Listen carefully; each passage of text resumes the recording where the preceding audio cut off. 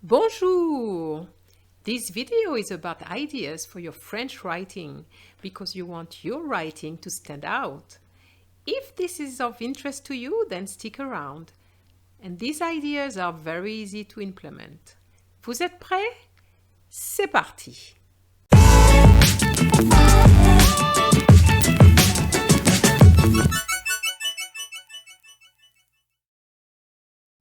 My first idea is really to create some situations.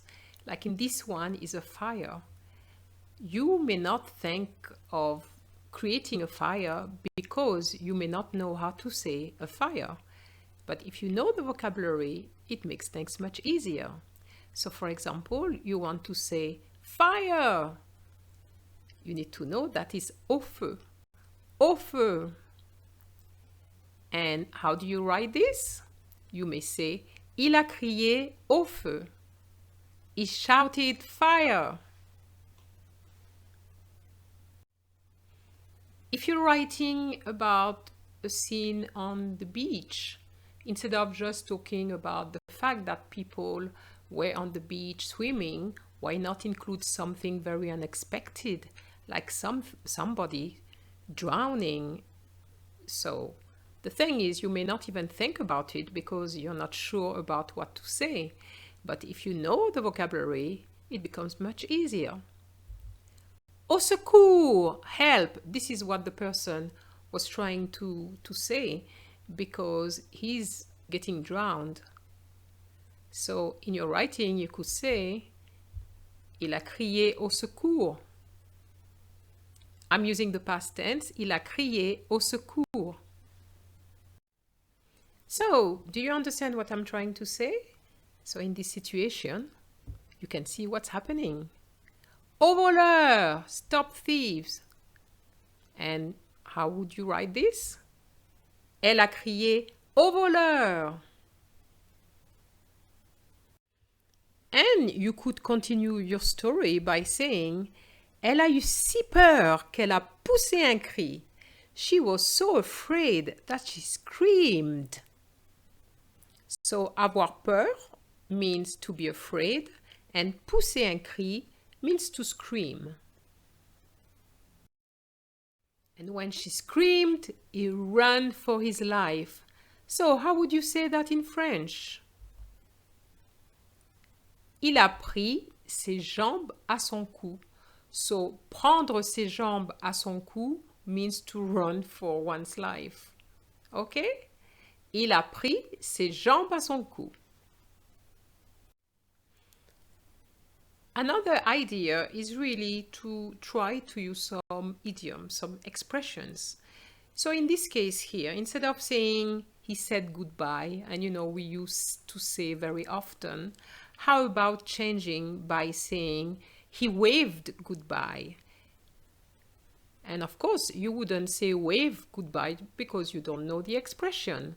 So, faire au revoir de la main is to wave goodbye. I know it's a bit long, but faire is to do, au revoir is goodbye, as you know, and de la main is using your hand. Okay, so faire au revoir de la main, to wave goodbye. So, a quick recap. Do you remember how to say to run for your life? Prendre ses jambes à son cou.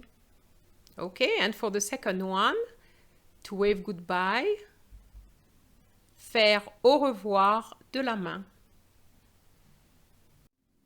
And make a note of all these expressions with crier. Okay, crier au feu, to shout fire. Crier au voleur, to shout stop thief. Crier au secours, to cry for help. Pousser un cri, to scream.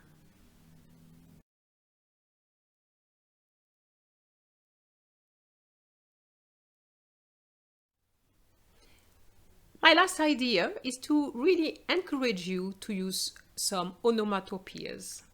But what is an onomatopoeia? It's a word made from a sound. And funny enough, the sounds are different whether you are French or English speaker. Okay, so here in this situation, you would like to say ouch because it's painful.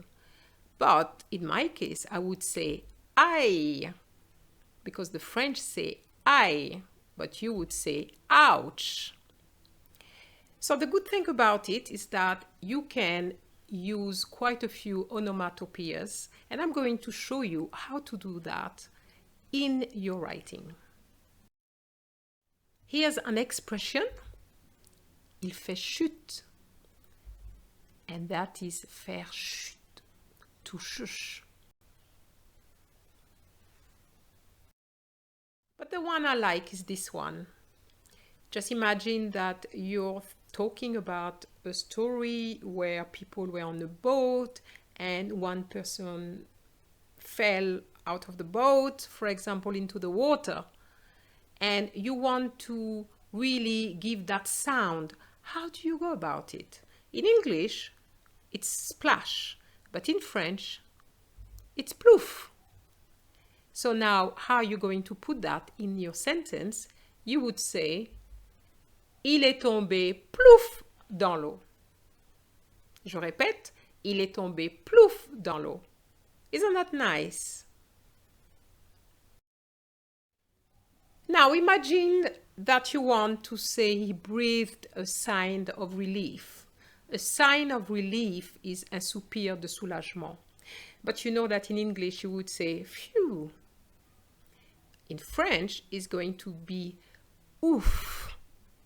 Il a poussé un ouf de soulagement. Je répète, il a poussé un ouf de soulagement.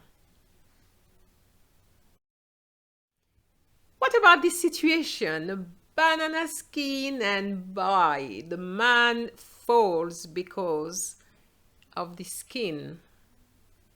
What would you say? Crash? Well, I would say patatras. Patatras, le voilà par terre. Crash, he's on the floor. So, do you think that you'll be using those onomatopoeias? What about this one? Which one is it? Yes, it is plouf.